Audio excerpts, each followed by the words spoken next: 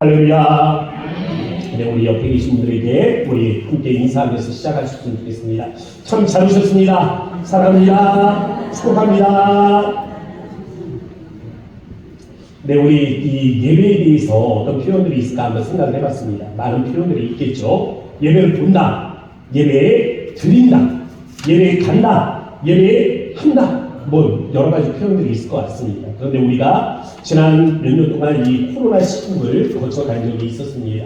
이 코로나 시국을 거쳐가면서 우리가 가장 많이 사용하는 단어가 무엇일까 생각을 해보니까 예배를 본다라는 이 단어가 아니었나 생각이 듭니다. 이 코로나 시대에 우리가 뭐 영상 예배, 뭐 현장 예배, 우리가 뭐 평소에 쓰지 않는 이 생소한 단어들을 만들어냈죠. 그러면서 우리가 교회에 가서 예배에 참여한다라는 개념과 우리가 집에서 예배를 그냥 본다, 이 TV를 통해서 뭐 핸드폰을 통해서 그냥 본다라는 이 두 개의 개념으로 양갈래로 나누어진 것 같습니다. 그럼 이 코로나 시대가 끝났잖아요. 이 코로나 시대를 지나오면서 우리가 이 시대를 끝내면서 그럼 과연 우리 예배는 회복이 되었는가? 라는 이 질문에 저는 퀘스천 마크를 붙이면서 오늘 이 예배 회복이라는 주제로 여러분들과 말씀을 나누고자 합니다. 아직 우리 예배가 무너져 있는 부분들이 있다면 어떠한 곳에 우리 예배가 바로 세워지지 못했는가 자기를 한번 돌아볼 수 있는 이 시간이 되어지길 바랍니다. 자, 첫 번째 말씀의 제목은요, 베델로 올라가서 예배하라입니다. 베델로 올라가서 예배하라. 오늘 창세기 35장의 말씀은 그 시작을 하나님의 명령으로 시작하고 있습니다. 우리 1절 말씀을 함께 읽어보도록 하겠습니다. 다 함께 읽습니다. 시작. 하나님이 야곱에게 이르시되 일어나 베델로 올라가서 거기 거주하며 내가 네 형 에서의 낯을 피하여 도망하던 때에 내게 나타났던 하나님께 거기서 제단을 쌓으라 하신지라. 아멘. 자, 오늘 말씀해 보면 하나님이 명령을 주시죠. 야곱에게 명령을 주시는데 그 명령이 무엇입니까? 너는 지금 베델로 올라가라는 것입니다. 베델로 올라가라. 그리고 거기에서 제단을 쌓으라 말씀을 하십니다. 베델로 올라가라, 제단을 쌓으라. 이 말씀을 보면 하나님은 지금 이 야곱이 어디에 있어야 하는가를 알고 계셨습니다. 야곱이 있어야 하는 장소가 어딘지를 아셨던 것이죠. 그리고 그에게 그곳으로 가라, 베델로 올라가라, 야곱이 있어야 할 그 장소로 보내고 계시는 것입니다. 그럼 야곱에게 베델은 어떤 곳입니까? 이 야곱의 고백을 보세요. 3절 말씀입니다. 함께 읽겠습니다. 우리가 일어나 베델로 올라가자. 내 환난 날에 내게 응답하시며 내가 가는 길에서 나와 함께 하신 하나님께 내가 거기서 제단을 쌓으려 하노라. 아멘. 아멘. 베델이 어떤 곳입니까? 베델은요, 하나님이 야곱에게 나타나 만나 주신 곳입니다. 하나님이 이 야곱을 만나신 장소, 그래서 내가 너와 함께 하리라 약속하신 장소, 내가 너를 반드시 이곳으로 돌아오게 하리라 언약을 주셨던 장소가 바로 이 베델입니다. 베델, 벳, 집이에요. 엘, 하나님의 집. 왜 베델이 하나님의 집입니까? 그곳에서 이 야곱이 하나님의 얼굴을 보았기 때문에 그렇습니다. 하나님이 그곳에 계심을 보았기 때문에 그런 거예요. 그래서 베델입니다. 그때 약속했죠. 하나님께서 언약하신 대로 나를 이곳으로 돌아오게 하시면, 하나님, 나의 알지 못하는 이 요즘 가운데 하나님께서 나를 보호하시고, 내가 알지 못하는 이 여정 가운데 하나님께서 나와 함께 하신다면 내가 돌아와 이곳에서 제단을 쌓겠습니다. 하나님과 야곱 사이에 약속이 있으니 당연히 베델에 와서 야곱은 제단을 쌓는 것이 맞았습니다. 당연히 베델로 와야 했죠. 그런데 야곱은요, 베델로 오지 않습니다. 베델로 오지 않았어요. 가나안 땅에 왔지만 베델로 오지 않았습니다. 10년 동안 멈춰 섰어요. 어디에 멈춰 섰습니까? 세겜이에요, 세겜. 이 세겜이라는 도시에 멈춰 섰습니다. 그런 이유가 뭐예요? 에서입니다. 야복 강가를 건너면서 형 에서와 극적인 화해를 이뤘습니다. 형 에서와 이 얼굴을 어긋맞춰 안으면서 엉엉 울어가며 그렇게 화해했어요. 내 동생아, 내 형아 하면서 그렇게 화해했습니다. 에서가 이야기해요. 야, 우리 함께 세일로 가자. 세일로 가서 나하고 함께 살자. 내가 너를 보호해 주겠다. 너를 보살펴 주겠다. 에서가 그렇게 이야기해요. 그런데 야곱은 여전히 형 에서가 두려웠습니다. 포악한 그의 성격을 알고 있었던 거죠. 그리고 밤낮 없이 하루에 12번 변하는 그의 마음의 성격을 알고 있었던 겁니다. 아니 혹시 형이 언제 마음이 바뀌어서 또다시 나에게 네가 나의 축복을 가르쳐 갔다 언제 나를 또다시 죽일지 모르니까 차라리 멀리 떨어져 있자. 그렇게 해서 멈춰선 것이 세계입니다. 잠깐이라고 생각했던 것이 10년이 된 것입니다. 그런데 이 세겜에서 일이 터져버렸습니다. 딸 디나는 지랑의 아들 세겜에 의해서 성폭행을 당했습니다. 야곱의 아들들은 디나를 대신에 복수해 주겠다면서 세겜 사람들을 학살을 했어요. 이제 주변의 사람들의 문제입니다. 주변의 원주민들의 문제. 아니 굴러온 돌이 박힌 돌을 빼내겠다고? 이 주변의 원주민들이 다 같이 일어나서 이 세겜의 사람들을 보호하기 위해 야곱의 가족들에게 복수할 수 있는 일촉즉발의 상황들이 펼쳐지고 있는 겁니다. 야곱이 지금 이것을 두려워하고 있는 거예요. 왜 이런 일들이 터지는겁니까? 딸 디나는 성폭행을 당하고 아들들은 세겜 사람들을 학살하고 이제는 주변의 사람들이 야곱의 가족들을 다 일어나서 죽일 줄 모르는 이러한 상황이 처한 이유가 무엇입니까? 말씀은 우리에게 가르쳐 줍니다. 하나님은 야곱이 어디에 있어야 하는가를 알고 계셨다는 것입니다. 야곱도 알고 있었고 하나님도 알고 있었던 거예요. 하나님은 세겜의 사건을 통해서 야곱에게 말씀하고 계시는 것입니다. 베델로 올라가라. 거기에서 제단을 쌓아. 이것은 예배 명령입니다. 예배 명령입니다. 베델로 올라가서 그곳에서 예배하라. 제단을 쌓아. 그래서 두 번째 말씀의 제목은요, 예배를 위한 준비입니다.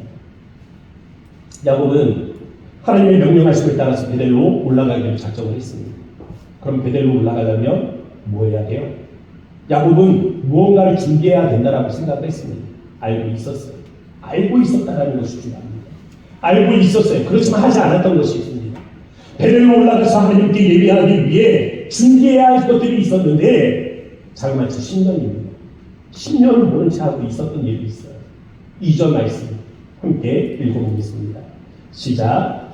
야곱이 이에 자기 집안 사람과 자기와 함께한 모든 자에게 이르되 너희 중에 있는 이방 신상들을 버리고 자기를 정결하게 하고 너희의 의복을 바꾸어 입으라. 아멘. 창세기 31장에 보면 큰 사건이 하나가 터지게 됩니다. 삼촌 라반의 집에서 나올 때 큰 소동이 일었던 거예요. 라헬의 아버지 라반의 드라빔을 훔쳤습니다. 드라빔이 뭡니까? 신상이에요. 신상. 무상의 신상입니다. 무상의 형상을 가진 이 석상들 아니면 나무 목상들 이것을 이야기하는 겁니다. 이 드라빔을 훔쳤단 말이에요. 오늘 본문에서 베델로 올라가기 위해서 야곱이 무엇을 합니까? 정결 음식을 행하고 있잖아요. 이 정결 음식을 행할 때 뭐란 말합니까? 너희 중에 있는 이방 신상들을 버리라. 이방의 신상을 버리라 말하고 있어요. 야곱은 알고 있었던 겁니다. 그의 가족들 중에 누가 무상을 가지고 있는지 알고 있었던 겁니다. 야곱은 그의 가족 중에 누가 드라빔을 가지고 있고 야곱은 그의 가족들 중에 누가 무상의 이 장신구들을 가지고 있는지 알고 있었던 겁니다. 다만 침묵했어요. 저는 10년을 침묵했습니다. 가만히 있었던 것뿐이에요. 잘못된 관습이 있었습니다. 불신앙의 문제가 있었어요. 그러나 침묵했습니다. 야곱은 침묵했어요. 야곱은 침묵했습니다. 그러던 그의 가정에 디나가 강간을 당하고 세겜 사람들이 학살을 당하고 또다시 주변의 사람들이 자기를 죽일 수밖에 없는 죽일 줄 모른다는 이 위협 가운데서 그는 예배 앞에 부름을 받습니다. 야곱아, 와서 예배해야지. 야곱아, 네가 베델로 가야지. 야곱아, 거기서 나에게 예배하기로 약속을 했잖아. 하나님의 음성을 들을 때 마침내 야곱은 침묵을 깬 것입니다. 주일학교 학생들이 있습니다.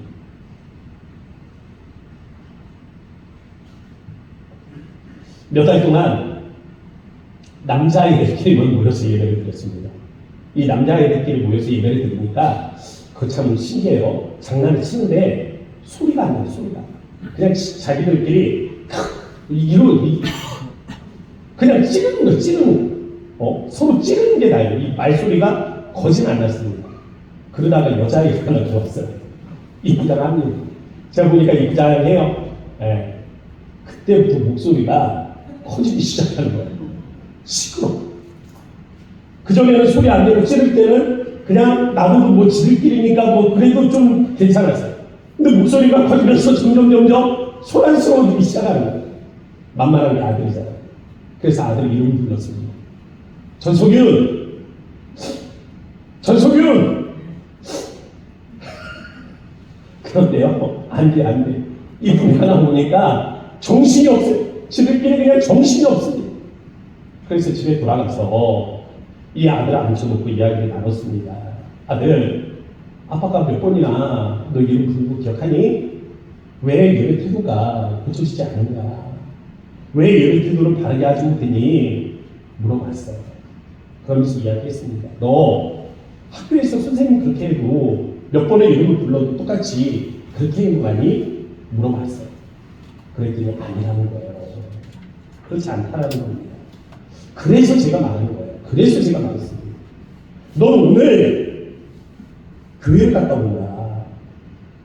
예배를 드리러 다녀온 게 아니라 하나님께 예배를 드리러 다녀온 게 아니라 그냥 교회에 갔다 온 거야. 이거 이미 동그래지면서 그렇더라고요. 너 오늘 예배를 하나님 앞에 드린 게 아니라 아빠 앞에서 드렸잖아. 너 생각해봐. 선생님 앞에서도 하지 않는 행동을 네가 하나님 앞이라고 생각했다면 너 그렇게 행동할 수 있었겠니? 아니, 너는 하나님 앞에 있었던 게 아니라 아빠 앞에 있었던 거야. 내가 네 아빠인데 어떤 행동이 사랑스럽지 않겠니? 진짜로 사랑스럽다. 여자애 하나 왔다 앉고 소란스러운 아이들을 보니까 그냥 귀엽고 사랑스럽더라고요. 그렇지만 말하지 않을 수가 없었습니다.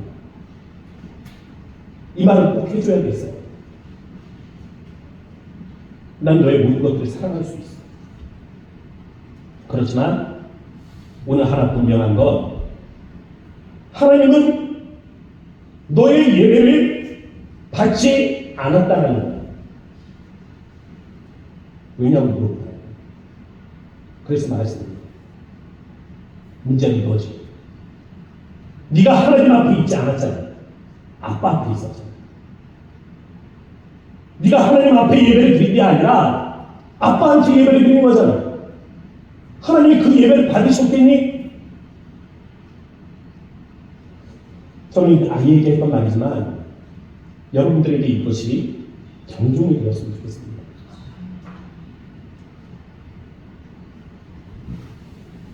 성가대에게 말씀드리고 싶어요. 여러분들이 맡은 것이 무엇인지를 아셔야 됩니다. 구약으로 본다면 제사장이에요. 레위 지파입니다. 찬양하기 위해서 탄산에 올랐단 말이에요. 찬양이 시작이 됩니다. 그런데도 여전히 준비가 되지 않아 있다면 모르는 거예요. 예배를 위해서 내가 하고 있는 일이 무엇인지를 모르고 있는 것입니다.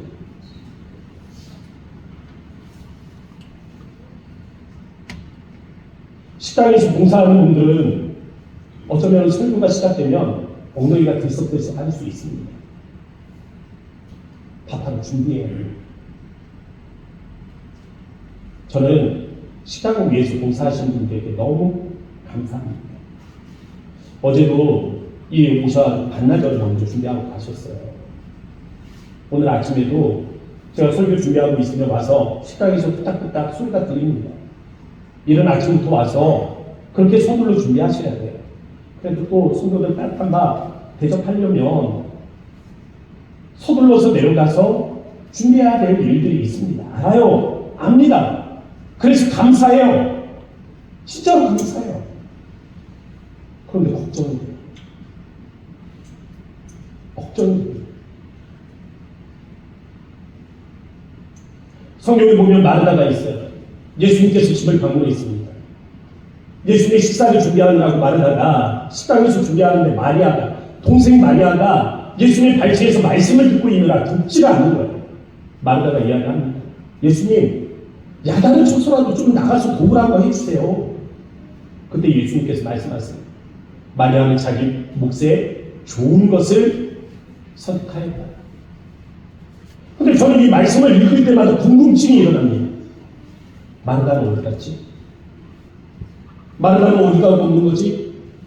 예수님이 부활하셨을 때, 예수님이 십자가에 못 박혀 죽으셨을 때, 온 교회가 함께 모여서 기도할 때, 아무리 눈을 뒤집고 찾아봐도 마르다의 이름을 찾을 수가 없는 거예요. 저는 예배 시간에 와서 조시는 분들을 봐도 감사합니다. 개인적으로는 굉장히 감사해요. 왜냐하면 피곤하잖아요. 그렇게 피곤한데도 오늘 예배 드리는 날인 것을 잊지 않고 와주셨으니까 얼마나 감사해요. 목사 개인으로는 정말 감사한 일입니다. 정말 감사해요. 그런데 옛날 선배 목사님들은 그렇게 말씀하셨습니다. 조름마귀가 찾아간 것이에요. 왜 이런 표현들을 사용하신 겁니까? 예배를 통해서 하나님과의 관계의 문제를 해결하고 예배를 통해서 삶의 이 문제에 대한 답을 얻고 돌아가야 되잖아요. 그런데 졸음이 그 관계 회복에 걸림돌이 되는 거죠. 장애물이 되는 거죠. 그러니까 옛날 선배 목사님들 졸음마귀라고 직설적으로 표현을 했던 겁니다. 개인적으로야 와서 이렇게 이 졸기만 해도 피곤한 데 오셨구나 하면서 감사한 마음을 갖죠. 그런데 목사 앞에 예배하러 오셨습니까? 목사 앞에 예배하러 오신 게 아니잖아요. 하나님 앞에 우리가 예배하는 거잖아요. 그 하나님은 어떤 마음이실까? 생각하시는 거죠. 무엇보다 예배에 몸만 나와 있는 분들이 있을 수도 있습니다. 특히 오랜 신앙을 가지신 분들이 그럴 수 있어요. 다 안다. 하기 끝까지도 난 다 알고 있다. 나 하나님을 만났다. 나 하나님을 믿는다. 그렇게 생각하니까 나는 괜찮다라고 생각을 하는 겁니다. 근데 정작 예배는 나와 있는데 마음이 없는 거예요. 그래요. 예배 안 드리면 무슨 일이라도 일어날까봐 걱정이 되니까 나와 있을 수 있습니다. 예배 드려야 복을 받고 안 드리는 것보다야 형식적으로라도 드리는 게 낫지. 이런 마음으로 나와 있는 분이 계실지도 몰라요. 그런데 그런 분들에게 말씀드리고 싶습니다. 그건 헛된 일입니다. 제가 드리는 말씀이 아니에요. 예수님께서 하신 말씀입니다. 그래서 세 번째 말씀의 제목은 형식적인 예배에서 벗어나 진정으로 드려지는 예배입니다. 예수님께서 외식하는 자들에게 말씀하셨어요. 이 백성이 입술로는 나를 공경하되 마음은 내게서 멀도다. 하나님을 예배한다는 것은 단순히 종교적인 언어로 하나님을 높여드리는 것을 의미하지 않습니다.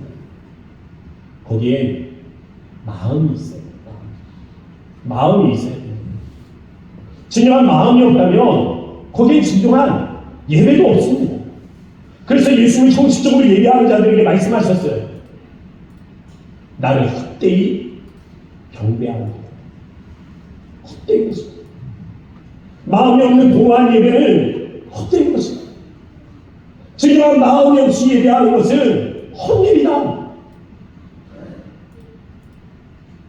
여러분, 부부의 날이라고 있습니다. 5월 21일이에요. 아시는 분이 계시네요. 저희 부끄럽지만 찾아봤습니다. 있나? 이런 날이 있나? 어버이날, 이 청소년의 날, 어린이날 다 있는데 왜 부부의 날? 부부의 날 있을 것도 같은데 찾아보니까 진짜 있는 거예요. 5월 21일이에요. 우리 남편분들에게 권면드리고 싶습니다. 아내들에게 이날 꽃을 선물해 보시기 바랍니다. 왜 아멘 안 하셔요? 안 하시려나 봐요? 네. 저는 이 부부의 날을 한번 상세하게 말씀드리겠습니다. 이 부부의 날이 되었어요. 평소에는 문을 열고 들어가던 남편이 이날 초인종을 누르는 거예요. 아내가 귀찮게 그냥 들어오지 뭘 초인종이야 하고 이 귀찮은 마음도 들지만 또 평소에 들어오던 사람이 초인종을 누르는 데는 이유가 있겠지. 뭔 일이나 싶은 마음에 걱정되는 마음으로 문을 엽니다. 문을 열었는데 남편이 미소와 함께 빨간 장미 꽃다발을 들고 서 있는 거죠. 근데 이 장미 꽃다발을 보니까 5만 원짜리가 돌돌돌돌 말아서 군데군데 꽂혀 있는 겁니다. 이때 아내가 이야기하죠. 여보.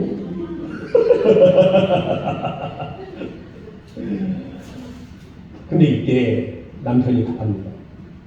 남편이라는 음감 때문에 그 음감 때문에 싸운다. 여러분 기분이 어떠시겠습니까? 저는 이 아내의 마음이 그 말 한마디 때문에 심하게 상처받을 거라고 생각합니다. 왜? 자기가 존중을 받지 못하는 거잖아요. 차라리 하지 말지.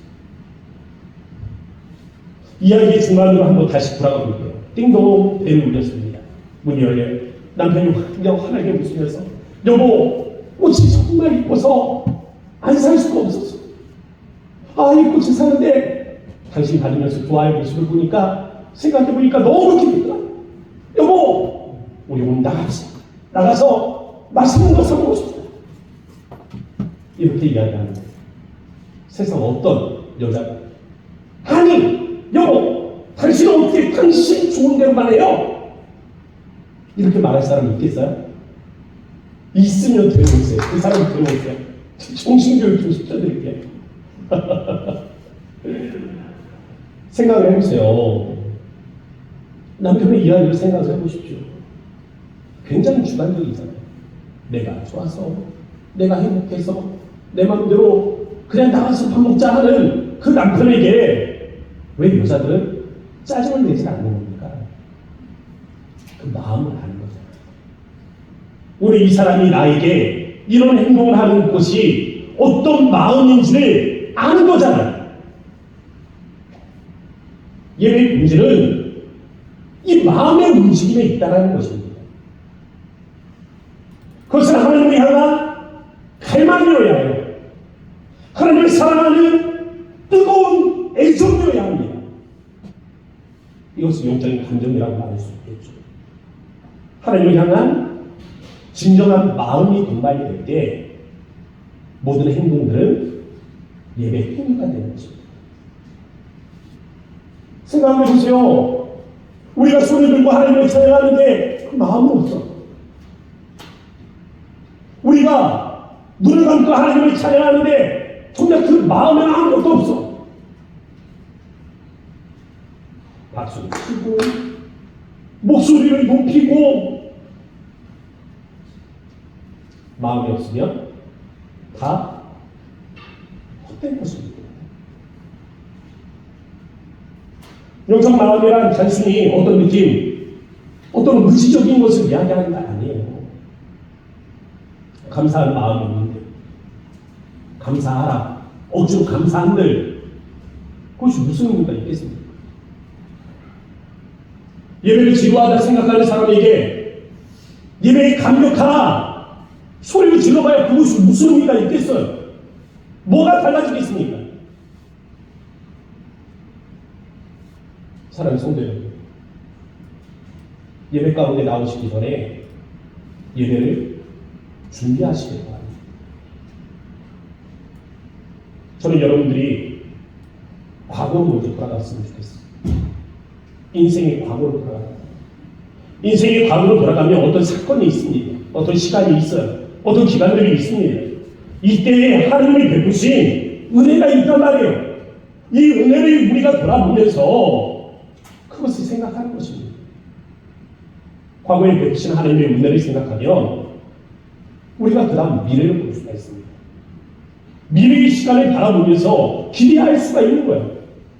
과거에 그 힘들고 어려운 순간들이 있었지만 그 시간에 하나님이 내게 이와 같은 은혜를 베푸셨으니 미래를 생각하면 암담하죠.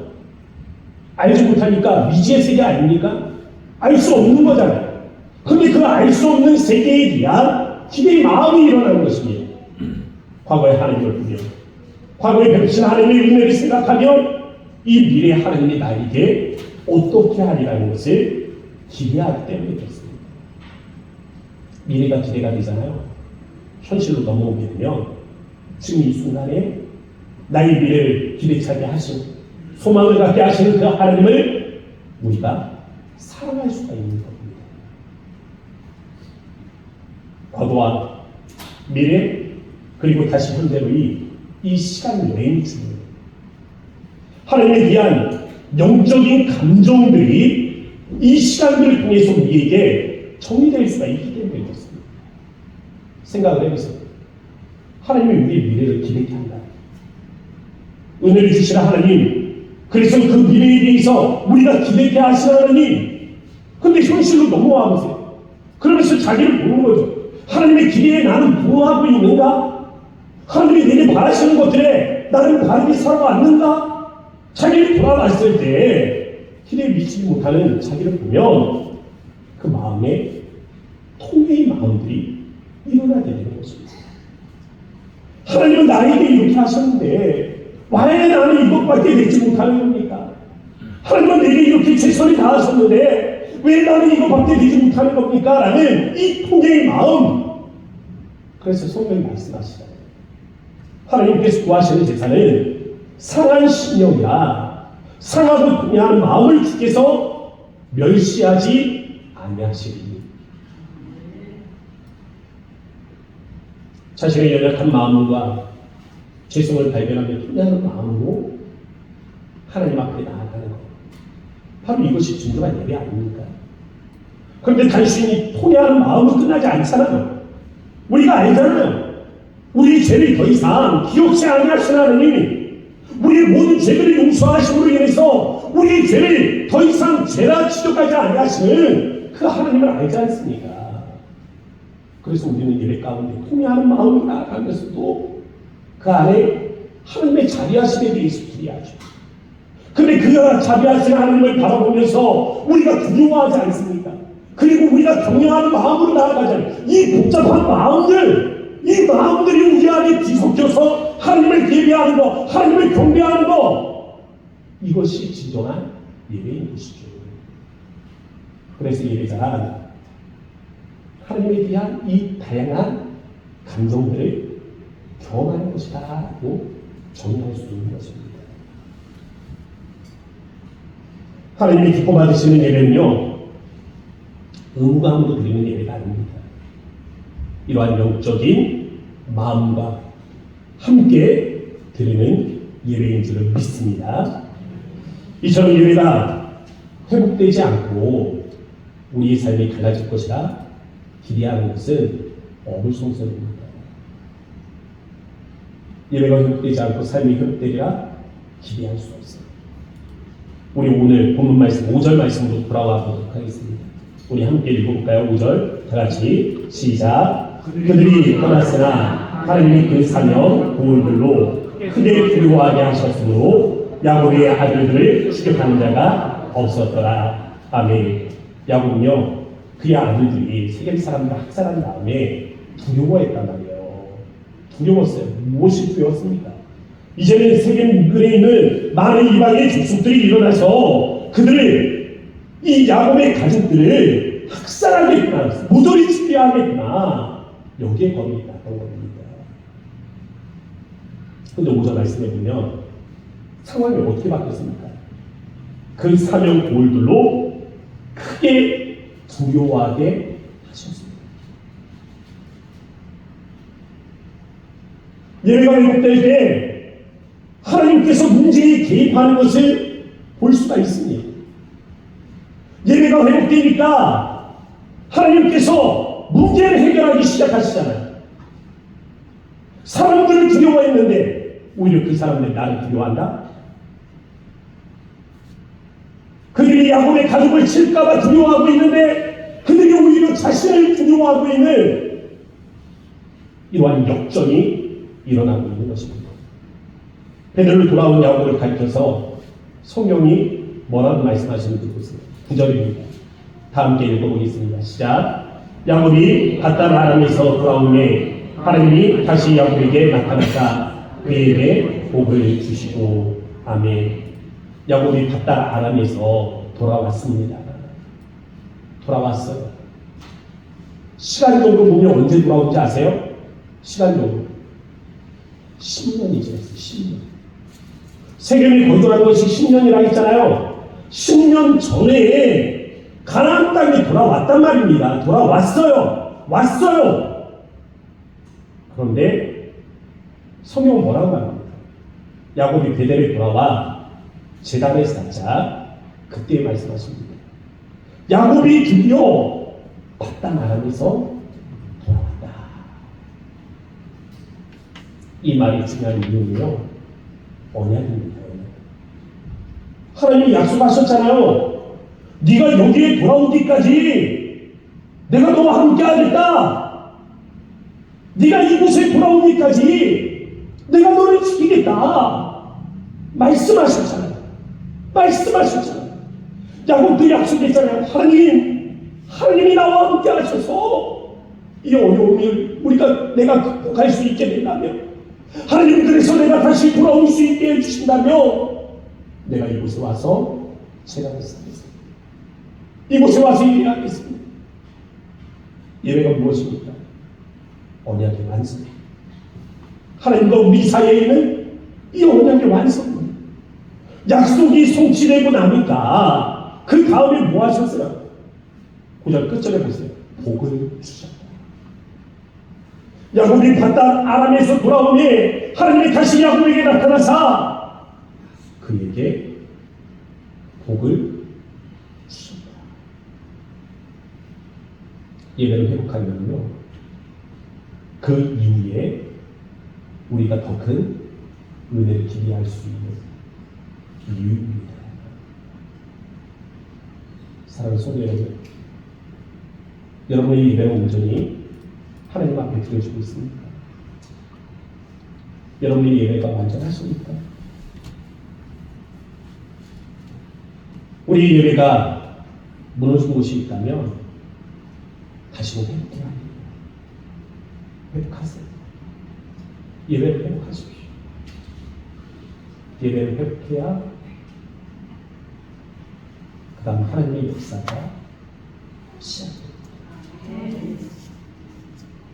예배가 시작되어야 문제 해결이 시작되는 믿으시길 바랍니다. 우리 함께 이 시간에 기도하도록 하겠습니다.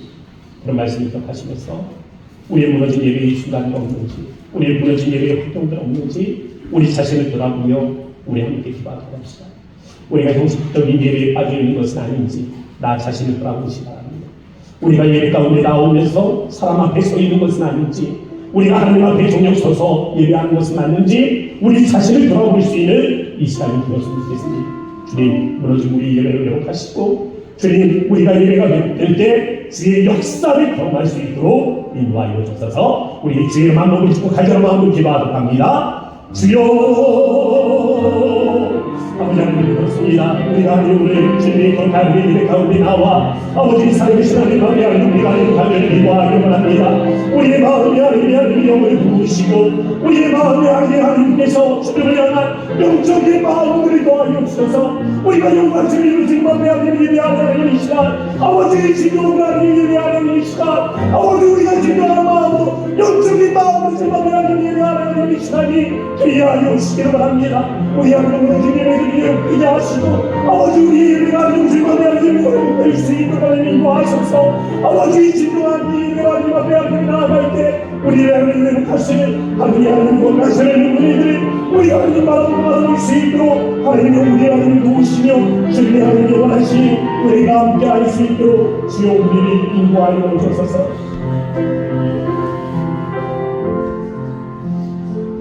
사랑의 하나님 고맙고 감사합니다. 오늘 우리의 드려지는 예배 가운데 하나님의 성령에 임재하시고 우리의 마음을 주께서 만져주셔서 하나님 우리의 영적인 마음들을 부어주시기를 바랍니다. 과거에 하나님께서 우리 예배 주신 은혜로운 사건들을 기억하게 하시고 이로 인하여 하나님 우리를 바라보게 하시며 오늘 이 현실로 돌아왔을 때 우리가 우리 자신을 바로 보기를 원하오니 하나님 우리를 바라보시는 주님의 그 통해한 심정들을 바라볼 때 하나님 우리가 통해하는 마음으로 주님 앞에 나아가게 하시며 우리를 바라보시며 여전히 하나님의 자녀가 주님 앞에 나오심을 기뻐하시는 주님을 바라보며 기쁨의 찬송으로 하나님 또한 우리가 경외하는 마음으로 주님 앞에 나아갈 때 우리의 마음을 바라보시며 하나님 영광을 받으시는 주님을 우리가 기대함으로 나아갈 수 있도록 인도하여 주소서. 우리의 영적인 마음을 부어주시고 그리하여 형식적인 예배들은 떠나가게 하시며 우리가 오직 여호와 하나님 앞에 하나님 1대1의 관계로 하나님 이 영적 예배가 회복될 수 있는 은혜가 있도록 인도하여 주소서. 오늘 이 예배가 회복될 때 하나님 우리의 삶의 문제들이 해결되는 줄로 믿습니다. 아버지께서 함께 하셔서 이 모든 문제들의 해결들이 이루어지게 하시고 주님 회복의 은혜가 우리 모든 믿음의 사람들과 함께하도록 은혜를 더하여 주소서. 역사하시는 예수님의 이름으로 감사하며 기도합니다. 아멘. 우리 다 함께 자리에서 일어나셔서 찬송가